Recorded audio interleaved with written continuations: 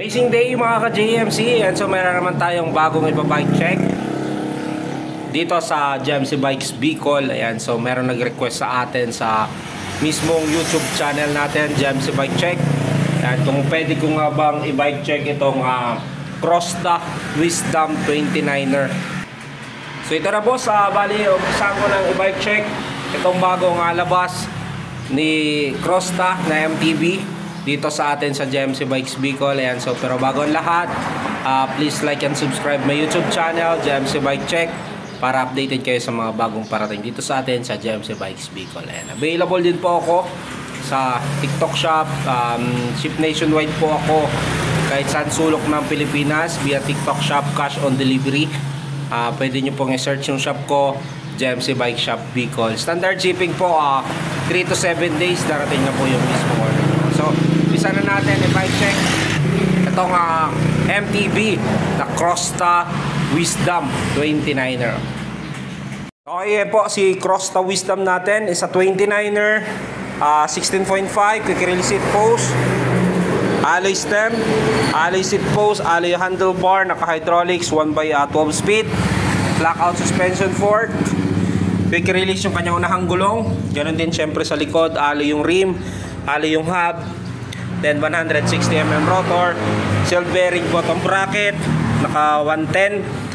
Then ito po ay 34 teeth yung kanyang chainring, alloy naman po itong crank nya. L2AX yung kanyang RD, then 12 speed cassette type, 11 to 50 teeth, Sunrun hub, 29er by 2.10 yung kanyang gulong. So yan po, si Crosta Wisdom natin is 12,000 pesos with freebies. Available po yan dito sa atin sa JMC Bikes Bicol, San Francisco, Ocampo, Camarines Sur. Pwede nyo kami Google Map, JMC Bikes Bicol. Available din po yan sa ating TikTok shop. And sa mga gusto mag-order, order nyo po sa TikTok shop natin, JMC Bike Shop Bicol. Ship nationwide po kahit saan sulok ng Pilipinas. Standard shipping po, 3 to 7 days. Darating na po yung order nyo. Sa shipping fee, depende po yan sa location nyo. Kaya po makakita nyan once na nag-check out po kayo. So yan po yung update sa atin ng Crosta Wisdom 29er. Maraming salamat sa antabay at pagsuporta sa ating munting bike shop dito sa JMC Bikes Bicol. Amazing day mga ka-JMC. So meron naman tayong bagong ibabike check, MTB na gawa ni Crosta. Ito si Crosta Wisdom 29er. Ayan po. Yung kulay nito ay kulay orange. Tapos yung frame niya is 29er medium frame, size 16.5 medium. At the same time dito na kung mapapansin yung frame niya, yan, smooth weld. Dito may nakalagay China Precision Design. So halos lahat naman ng karamihan dito sa atin ng mga bisikleta ay galing China. Pero ang kinagandahan nito, syempre sa Crosta is alloy frame na, then glossy. Dito sa kanyang top tube nakalagay dito yung high-end frame technology. Then dito sa gilid nakalagay yung mismong model nya na Wisdom. Ayan, Crosta. Sa down tube naman nya, ayan po yung mismong brand nya. Then meron yan lagay ng battle cage, no? So dito naman sa kanyang seat stay, ayan, China Precision Design.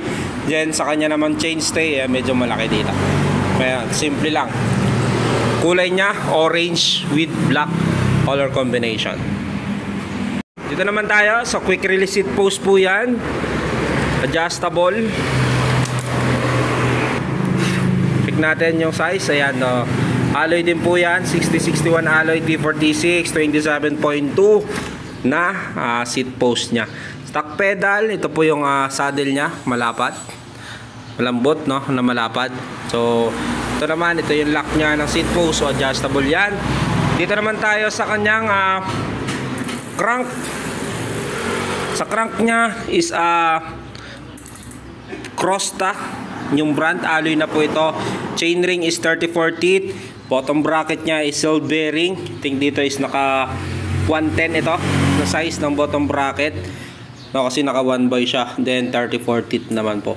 Pag nilakihan nyo na po yung chainring nyo, obligado po tayong hahabaan yung mismong bottom bracket nya para hindi tumama dito. Kaya lang, syempre dito, para maiwasan nyo rin yung chainring, tawag dito, cross chain.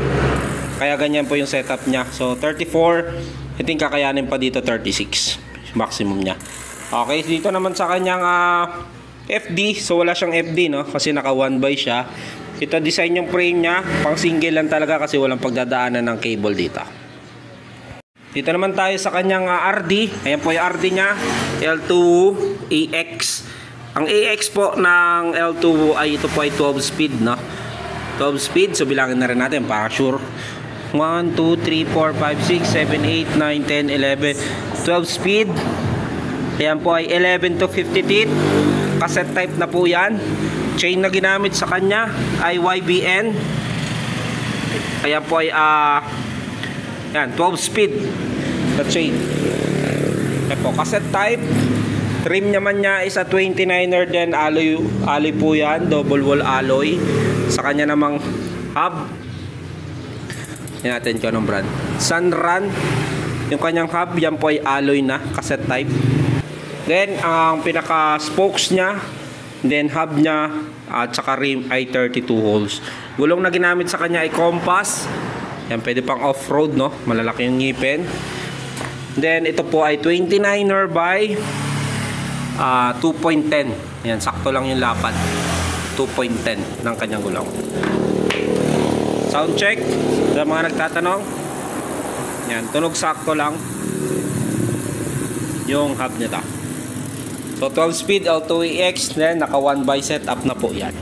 Ito naman tayo sa bandang harapan. Kaya po alloy stem, mga 90mm ito, alloy ng kanyang handlebar. Then yung grip niya normal lang din, stocks.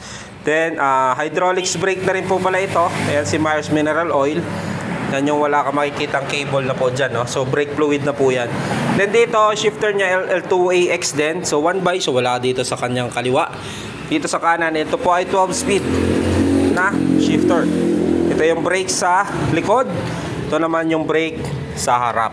Okay, din fork naman niya ay lockout suspension fork. Yan yung bouncing tsaka yung wala. Ito yung bounce. Tapos ito naman yung lock nung wala. Head tube niya is non-tapered 4444. So wala yung logo niya dito, no? So mostly kasi meron yan dito nakalagay. Pero dito kay Cross to Wisdom wala. Pero ito smooth weld naman siya. At the same time ito ay non-tapered 4444. Fork pala niya is a steel 29er. Yan ang hub. Ang rim ay alloy na, double wall alloy. Naka 160mm na rotor, quick release yung kanyang nangulong, ganun din sa likod. Dito naman sa kanyang brakes, ayan po ay hydraulics na si Myers na. So check naman natin yung ayan, so check natin yung mismong cabling niya, no? So yung brakes dito sa unahan. So syempre dito yan sa forks. Yan papunta dito. Ayan, so dito para doon sa mismong front brakes niya. Dito naman sa rear brake niya, so itong bandang nasa kanan. So ito po ay dumaan dito sa ilalim ng kanyang down tube. So yan po yung pagkakabitan niya. Okay, so kanya namang shifter na para doon sa RD. Ayan po dito dumaan yan sa gandang right side ng butas. Ito sa may frame. Tagos yan dito sa ilalim. May butas yan dito. Ayan, tagos po yan dito. Ayan, diretso na. So wala na po yung cut-cut, no, na makikita yung mismong brake cable niya o shifter cable niya. So dito, sa mga nagtatanong kung pwedeng i-internal yung hydraulic, so hindi po siya pwedeng i-internal kasi isa lang din yung butas dito. Dito naman po ay walang butas. So naka-design po talaga siya as 1x, tapos hydraulics sa labas po yung cabling niya.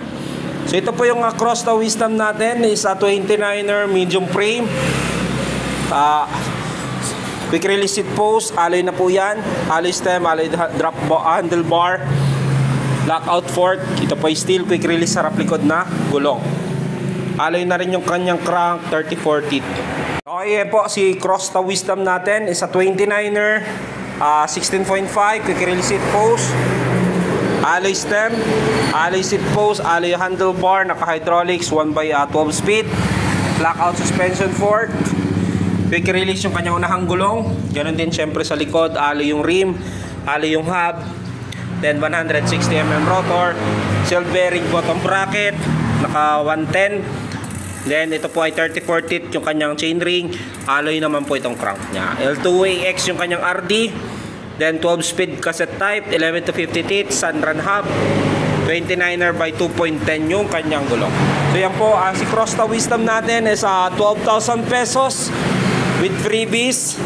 Available po yan dito sa atin sa GMC Bikes Bicol, San Francisco, Ocampo, Camarines Sur. Pwede nyo kami Google Map, GMC Bikes Bicol. Available din po yan sa ating TikTok shop. Yan, sa mga gusto mag-order, order nyo po sa TikTok shop natin, GMC Bike Shop Bicol. Ship nationwide po kahit saan sulok ng Pilipinas. Standard shipping po, 3 to 7 days. Darating na po yung order nyo. Sa shipping fee, depende po yan sa location nyo. Kaya po makakita nyan once na nag-check out po kayo. So yan po yung update sa atin ng Crosta Wisdom 29er. Maraming salamat sa antabay at pagsuporta sa ating munting bike shop dito sa GMC Bikes Bicol.